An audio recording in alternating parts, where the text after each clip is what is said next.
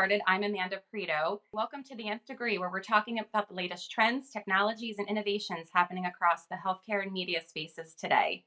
You're in the right place to learn about what's new with the Elon Musk Twitter takeover and how brands can safely share their messaging in that platform. We also have our connected TV gurus here today to talk about messaging there, what's new, what's innovative, and how it's not the new channel anymore. All right, so let's get started and find out what is new and the latest with the Elon Musk Twitter takeover. I'm here with Andrew Miller and Alex Gilson, who are going to walk us through it. Hi, Alex. Can you just bring us up to speed on the latest? Absolutely. So we know late last year, Elon Musk officially stepped into his role as CEO of Twitter, and there were some immediate changes that he put into action. We know that a lot of the workforce at Twitter was laid off. He also had plans for, different forms of verification, being able to purchase verification. That obviously led to a whole host of issues for different brands. And just in general, just a lot of the changes he was pushing very fast maybe caused a little volatility that had advertisers nervous about being active on the platform. So there was a period where things were looking a little bit unsure, and rightly so. But at this point, I think we are not exactly in the code red that we were a few months ago, which we can get into further in the conversation. So, with two conferences happening at the end of 2022 and HCPs and conversations happening on that platform, what do we need to know now that we're a few months out from that, given the update you just shared? Yeah, we're still seeing HCPs being active on the platform. Most recently we had the issue with Damar Hamlin, on the field, and medical experts, HCPs were weighing in real time on Twitter as it was unfolding, what their diagnoses were, what was likely happening. Similarly, with those conferences, we didn't see any major changes in the number of healthcare professionals actively talking on the platform, although we did see a large increase in conversation. So the same number of HCPs, but the volume of tweets coming from them did increase year over year. So, for example, ASH was the big one in December. Usually that's a highly conversated conference, and that wasn't different this year. So we saw, HCPs like to use hashtags for the conference names to aggregate the conversation. So hashtag ASH saw about a 3.5 times increase year over year in conversation and usage. And also with that, we saw pre, during, and post conference conversation really, really went up as well. I think also in the last few years, it was a solely virtual experience. So that's how HCPs, they were talking about the results, the studies, and were conversing on Twitter about them. This was a little different in nature because some of these conferences, specifically ASH, for example, they were back to a hybrid situation. So you had some people in person, some people still following along at home. So we got to see what was interesting from a content perspective and what HCPs were posting. We got to see them more in like coats off mode. So they were sharing group photos, networking, dinner. So we got to see a little bit of that personal side of those HCPs, in addition to the medical information that they were sharing while at those conferences. So, Alex, you mentioned we're kind of out of this code red situation now. Do you want to talk a little bit about how and why we got to this point? Absolutely. So, speaking to the account impersonation that we saw at the end of last year that had advertisers in a panic. So, brands can still apply for a yellow check mark. So, there's still a differentiation that happens on the brand side that that it is a verified brand that is reaching out to the audience in Twitter. So, and beyond that, Twitter is much more on top of account impersonators. They're getting flagged and those accounts are being taken down very quickly. So in that capacity, we are in a better space. There's talks of hiring a new CEO. They're slowly rebuilding their account teams and they're restructuring. So even here at CMI Media Group, we've already been introduced to new representatives. We're very close in touch with the health and pharma vertical leads at Twitter, and they are constantly in communication with us, sharing the latest and greatest, and we're making sure we're relaying that information back to our clients. So we're definitely seeing a change in communication for the better, and that's been a lot more consistent in the last month or so. Beyond that, brand safety controls has been a huge focus for them. So even though there was a lot of hubbub in the news about bad actors, spam, negative sentiment happening on the platform, Twitter was reporting the whole time that it actually wasn't the case in terms of an increase in that type of conversation since the Elon Musk takeover. And there was a little brief spike for like a day or two, but then they were on top of that. and it immediately went down to like pre-Elon Musk levels in terms of the volume of, negative or hurtful, harmful conversation. So, Alex, obviously, there's been a lot of restructuring at Twitter. A lot of what people are seeing in the news is kind of related to that, where they're seeing a lot of layoffs, even in the areas like brand safety. So, what does that kind of look like, and how should we be approaching it? In terms of the resignations or letting go of some of the manual monitoring of those types of conversations, what Elon was pushing more was to automate it, a lot more automated capabilities to get to catch those conversations and remove them right on the spot. So we're in a good place from a percentage of conversation being negative. That hasn't gone up since the Elon Musk takeover. Also, from a brand safety standpoint, there's new levers as advertisers we can leverage to make sure our brands and our clients are not showing up against harmful or negative speech or content, which is I know is a big worry for a lot of our clients. So, negative keyword placement. So, making sure if there are certain keywords or certain conversations, we in our paid advertising can make sure that our ads are not showing contextually to that content. That is an additional control that we have. Beyond that, Twitter most recently announced partnerships with Double Verify and Integral Ad Science, IAS. So you have a third party verifying the brand safety. It's not just Twitter telling us, oh, don't worry, safe speech, harmful speech, all of that. It's coming from a verified, independent third party that can verify that we are not showing up against that type of content. So, in partnering with Double Verify and IAS, which we have, again, at CMI Media Group, strong connections and relationships with, we can make sure and 100% confirm with our clients that their ads continue to serve in a safe space. And according to Twitter and according to IAS and Double Verify until now, they've pretty much in every campaign that they've run since the beginning of the year, it's about 99% plus in terms of what's actually delivering and that the fact that it's showing up against brand safe content. So the track record is good, and those partners are have great reputation. So that's another added layer of protection that our clients can take advantage of. Thanks, Alex. That's really important information. Sure. All right, we are now ready to dive into the connected TV segment of our conversation today to learn more about what pharma brands should be thinking. So, I have a pop quiz for you. By next year, 2024, what percentage of viewership will be on TV as reported by eMarketer? 50%, 60%, or 70%?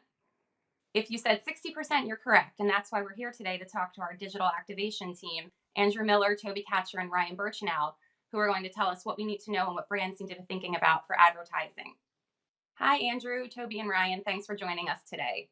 So, as healthcare consumers continue to embrace connected TV as a channel, what are your predictions for the coming year and even beyond for how you think we're going to be engaging? Yeah, with CTV ad spend projected to hit about 27 billion in 2023. I anticipate continued growth. About a third of the US is currently cordless. Although those people have cut the cord, the majority of households are still watching TV just like cable viewers.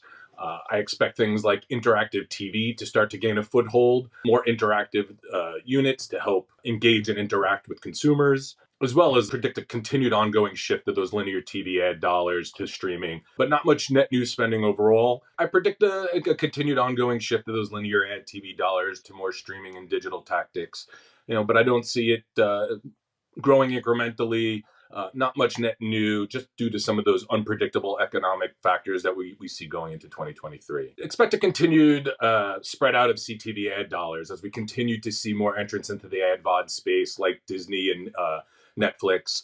We'll see some of those partners that were commandeering those larger shares of the space starting to see that liquidated out a little bit. So I totally agree. I think we're going to start, or we'll continue to see the evolution of partnerships in the space. If you look at, Microsoft and Netflix recent partnership and what a big wave that caused in the industry, we'll continue to see partnerships evolve, inventory become available, and I think we're also going to see the ad space kind of change and evolve too in terms of what formats are available. So if you look at something that's possible with like Amazon Video, where there's product placement, opportunities coming down the line that could be, put directly into content. And then there's interactive video units where a user can interact with the ad and choose the next step. That's right now. So I think we'll continue to see an evolution in the formats as well. So I think to Toby's point with the kind of just the birth and spread of all the newer freemium services like Netflix going to a freemium version and all the new players and segregation, we're almost paying for cable again, right? So we have all these subscriptions. I think from an ad buying perspective, what we'll see in the future is a lot more media deals coming through, maybe not directly with those one-to-one suppliers. So doing less direct buying from a Hulu or an Amazon unless you're doing a very specific type of advertisement or media placement that's kind of like a customized ad unit. And you'll see a lot more centralization from an ad platform perspective. So buying through a unified provider and getting across multiple platforms via that ad buy. Yeah, can I to add to what Ryan kind of added there? As we enter 2023 and with the anticipation of all this continued growth, we're also going to start to see some consolidation on both the consumer side as well as the supplier side. Again, with the looming recession, consumers are being more conservative with their spending. So I believe it's approximately, again, a third of Americans plan to cancel one of their subscriptions. And that's where we'll see those larger mass market subscription services kind of bubbling to the top, where this will force some of those more mid-tier streaming services to start to consolidate into those larger partnerships and supply also services. Also, again, supplier consolidation over the next couple of years as well. And we'll see that happening through mergers and acquisitions. Okay, so team, pharma brand messaging is complex and arguably more important than across other industries because we're literally talking about life-changing, life-saving information. So what should pharma marketers be thinking about in terms of meeting consumers where they are, knowing that they are on screen? What are your recommendations for that, Andrew? Yeah, it's a great question. So I think leveraging the data that's available to make sure that you're reaching the most relevant audience possible. So like the people you're trying to hit with your messaging. I think 87% of US households are watching streaming content right now, and that will continue to grow. And being able to leverage that data again to know where your audience is within that ecosystem. So if you look at, for example, how sports is kind of evolving in the space, you have partnerships with MLB and Apple TV and Peacock. You have the NFL now, Thursday Night Football on Amazon. If that demographic and that audience is your bread and butter, you need to be able to play in that space. Yeah, and being applicable in spaces is making sure that you're designing messaging creative that's appropriate for the content in space, making sure the audience and the environment are appropriate versus kind of repurposing creative from other channels, really kind of speaking and making sure holistically you're keeping a keen eye on your frequency, making sure not to oversaturate or wear out that creative, using it to the greatest length of its possibilities. Yeah, I think another consideration, which is very common in the pharma industry, is catering your creative to the format. So to CTV or to streaming, not just repurposing, linear TV ads and putting them on streaming services. It's not the same experience. It's not the same audience. And you have the data available from CTV and streaming to help point you in that direction to influence what is your messaging, what does your call to action need to look like, how long should the video be in these spaces. So above all else, in my opinion, really is making sure that you're creating the creative to meet the audience where they And are. hey, Andrew, I actually have kind of a counterpoint to that too. So for some of the brands that may have smaller marketing budgets, it's really expensive to make some of these assets, right? All know the time and effort and budget that it takes to actually create that video, that dynamic content, and make sure that it's applicable. So a best practice, absolutely, make the content for where it's going to be. But that being said, with all of your audiences being available on these streaming platforms, if you just need to dip your toe in to really make sure that you can, even just reach that audience and see if you get some type of lift with your brand message, look at what you already have pre-existing. So you might already have pre-existing video assets that might be a square format from your social media campaigns, but that doesn't mean it wouldn't necessarily be a horrible translation to kind of retrofit it in to what you're doing on those CTV placements. And then you could even add maybe in some of the white space a QR code to drive them to your website. So there's a lot of different things that you can test and trial with pre-existing assets just to see if you actually get the impact into it before you kind of fully vest into that CTV space. So, high to low based on your brand needs and what your budgetary constraints are. Yeah, it's a great point. And I think by default, sometimes people think, I hear you, I don't have to use my linear creative, but I'm going to go create something that's very similar. So that's expensive, right? So in the space, you don't necessarily need to take that approach or use that equation. To Ryan's point, you can put a piece of creative that's static with a QR code, or maybe it's an image with a piece that's moving. It doesn't have to be actors in an environment playing out like you would typically see on linear. So it's a great Yeah, point. and also just to kind of add to what you said there, Andrew, you know, CMI as an agency, we have vetted partners and partnerships that come with creative resources that can also be leveraged to help our clients more efficiently make some of these adaptations to their creative assets that they already have in house, and work specifically for that environment that we are moving towards. Thanks for joining us today on the Nth Degree. You are now fully brought up to speed on how to be on the Twitter space safely for your brands and how to navigate the connected TV space. Remember to like and subscribe, and we'll see you next month.